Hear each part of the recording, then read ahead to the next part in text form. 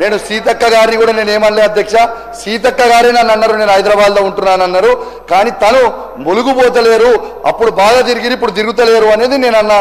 అప్పుడు ఇప్పుడు ఎప్పుడు ప్రజాక్షేత్రంలో ఉండే మనుషులు, నిన్న కాక మొన్ననే పోయొచ్చినాము. కాకపోతే అసెంబ్లీ నడుస్తుంది కాబట్టి ఒక మినిస్టర్గా నేను కూడా ప్రిపేర్ కావాల్సినటువంటి అవసరం ఉంది కాబట్టి ఈ టైంలోనే ఇక్కడ ఉంటాం.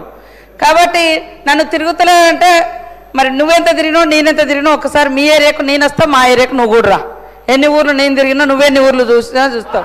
అట్లనే ఇంకొకటి సార్, ఆత్మీయ భరోసా, ఇందిరమ్మ ఆత్మీయ భరోసా.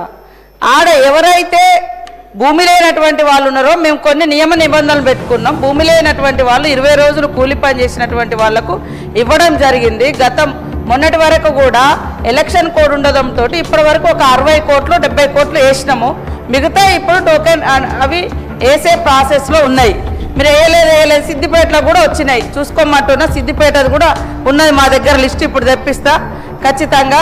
కాబట్టి మీ హయాంలో 500 కోట్ల ఆసాంలకు రైతు బంద్ వేసారు, గుట్టలకేసారు, పుట్టలకేసారు. పేదోళ్ళ గురించి ఒక్కరోజున ఆలోచించి, పేదోళ్ళ గురించి ఒక్కరోజున ఆలోచించిరా?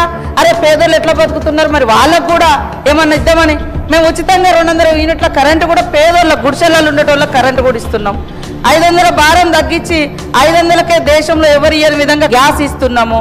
పేద బిడ్డలకే ఎర్ర బస్సులు ఫ్రీగా చేయడం జరిగింది.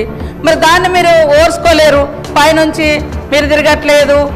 మీరు నీకు నాకు, నీ లైఫ్ స్టైల్కు నా లైఫ్ స్టైల్కు చాలా తేడా తమ్ముడు. కాబట్టి వాస్తవాలు తెలుసుకొని మాట్లాడాలని కోరుతున్నాను.